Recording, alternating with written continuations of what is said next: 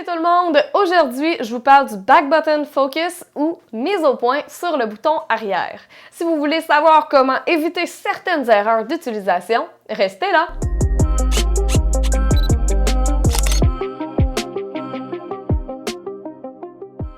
Salut les passionnés de photos! Je m'appelle Joanie Terrien et je suis photographe.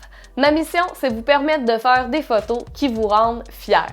D'ailleurs, si c'est votre première fois sur ma chaîne YouTube, n'hésitez pas à vous abonner pour être sûr de ne pas manquer les prochaines vidéos. Et évidemment, si vous aimez la vidéo d'aujourd'hui, si ça vous aide, n'hésitez pas à la partager et à me laisser un petit pouce. Maintenant, on va parler du Back Button Focus ou mise au point sur le bouton arrière.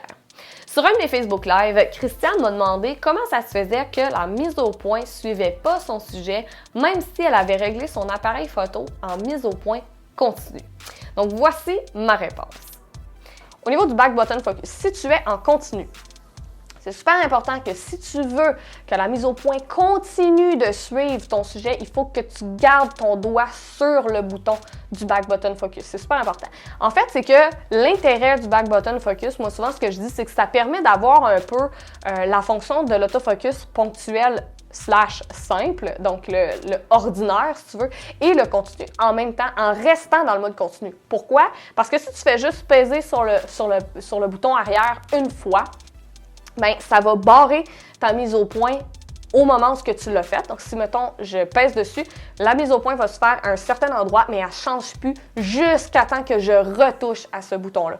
Donc, si tu fais ta mise au point continue, si tu fais juste toucher au bouton arrière une fois, puis que là, tu le relâches, bien, le focus, il ne suivra pas continuellement. Il faut vraiment que tu gardes ton doigt sur le bouton arrière tout le long que tu veux que ta mise au point suive ton sujet.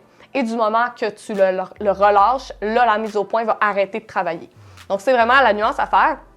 Fait qu'il faut juste le savoir, mais quand on le sait, par contre, c'est vraiment pratique, surtout justement dans les situations qu'on a des sujets comme les oiseaux, les animaux sauvages, ou des fois dans des parties de hockey ou de baseball ou n'importe quelle partie de sport où est-ce que tu as des sujets qui ne bougent pas, puis là, tout d'un coup, ils se mettent à bouger. Bien, le bouton arrière, c'est vraiment pratique pour ça parce que tu restes en mode continu, mais tu peux très facilement, juste en appuyant sur le bouton un petit coup ou en le gardant enfoncé, choisir si tu es sur la cloche du focus continu ou pas.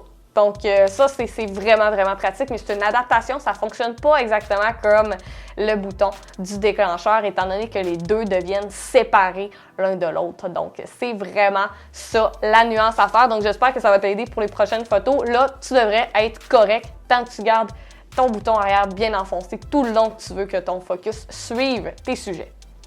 Bref, le Back Button Focus, ça permet d'utiliser le mode continu de deux façons. Soit il va suivre le sujet, soit il ne suivra pas.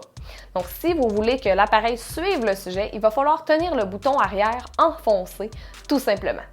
J'espère que la vidéo d'aujourd'hui vous a plu. Donc, si c'est le cas, n'hésitez pas à la partager et à me laisser un petit pouce.